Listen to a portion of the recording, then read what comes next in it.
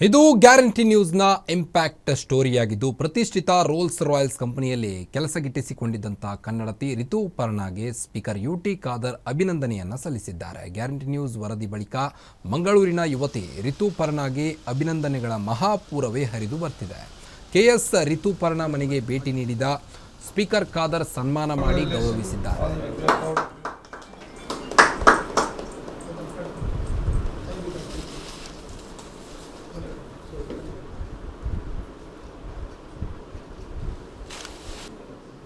Achievement is a message for the generation in many ways.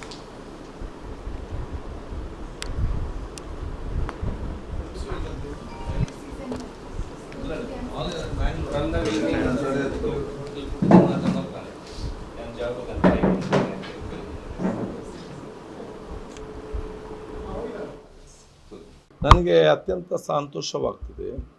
ಬಹುಶಃ ಇವತ್ತು ನಮ್ಮ ಊರಿನ ಸಹೋದರಿ ರಿತುಪರ್ಣಾ ಸರೇಶ್ ಮತ್ತು ಗೀತಾ ಸರೇಶ್ ಅವರ ಸುಪುತ್ರಿಯವರು ತನ್ನ ವಿದ್ಯಾಭ್ಯಾಸ ಮಾಡುವಾಗಲೇ ಇವತ್ತು ಆ ರೋಲ್ಸ್ ರಾಯ್ಸ್ ಕಂಪನಿಗೆ ಇವತ್ತು ಇಂಟರ್ವ್ಯೂಲ್ಲಿ ಕೂತ್ಕೊಂಡು ವಿವಿಧ ಹಂತದ ಇಂಟರ್ವ್ಯೂ ಪಾಸಾಗಿ ಅತ್ಯಂತ ಯಶಸ್ವಿಯಾಗಿ ಬಹುಶಃ ಇವತ್ತು ಅತ್ಯಂತ ದೊಡ್ಡ ಮಟ್ಟದ ಕಂಪನಿ ತನ್ನ ಕೆಲಸವನ್ನು ಇವತ್ತು ಗಳಿಸಿಕೊಂಡಿದ್ದಾರೆ.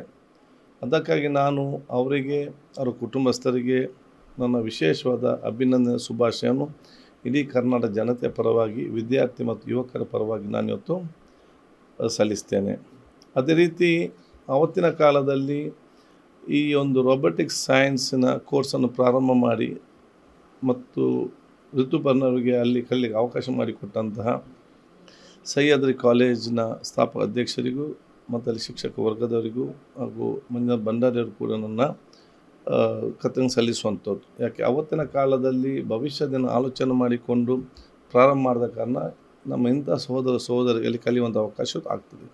ಅದರಲ್ಲಿ ಇವತ್ತು ತಂದೆ ತಾಯಂದಿರ ಆಶೀರ್ವಾದ ಮುಖಾಂತರ ಯಶಸ್ವಿಯಾಗಿದ್ದಾರೆ.